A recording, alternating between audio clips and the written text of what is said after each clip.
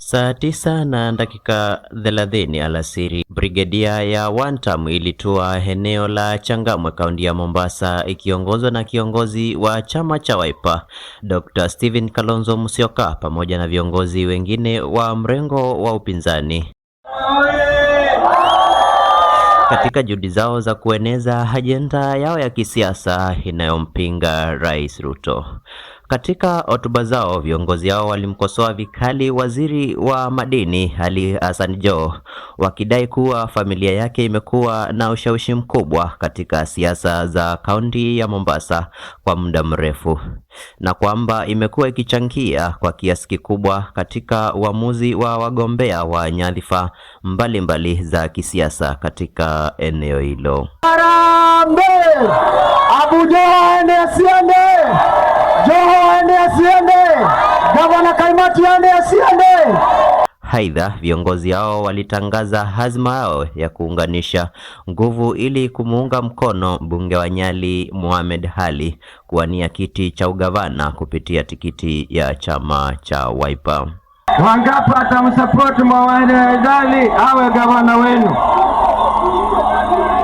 Kumbukeni, tulikuja hapa 2022. Tulikuja hata na Governor Sonko kutoka Nairobi, barabara hiyo yote tukaja, lakini wakaweka kimla, wakamzuia Governor Sonko, wakaenda mpaka kwa mahakama kuu, na hiyo ndio ilikasirisha watu wengi zaidi. Hata kura za Raila na Martha Karua zikapungua hapa. Akizungumza katika mkutano huo, Bwana Musyoka aliwaonya wagombeaji hususan kutoka jamii ya Wakamba dhidi ya kusimama kwa wengi katika nafasi moja, akisema hatua hiyo upelekea migawanyiko wa kura na kudhoofisha nafasi ya ushindi, hali ambayo imewahi kushuhudiwa katika chaguzi zilizopita. Ile makosa mnafanya hapa Changamwe, jamii moja inaitwa Wakamba, mkisikia kiti ni hiki kiko wazi, mnasimama watu 10. Hiyo mkaa kiumia ba thiwa wanwa manzo mumukeiwana munga mande 10 ula mujumbe otwe bano ayo kai mudhoa na matatanda.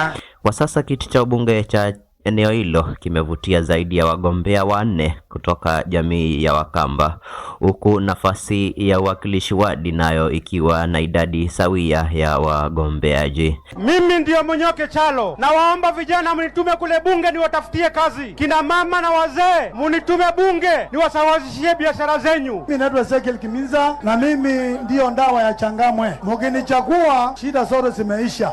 Isaac Malila, 2022 tulikuwa na jicho pevu katika Kenya Kwanza. Kuna msemo mmoja unasema, you cannot stop an idea whose time has come. Time has come Kalonzo Musyoka kuwa the president of Kenya. Viongozi hao pia waliwahimiza wanajamii kupiga kura katika maeneo wanakoishi, wito uliosisitizwa na seneta wa Kitui Enoch Wambua.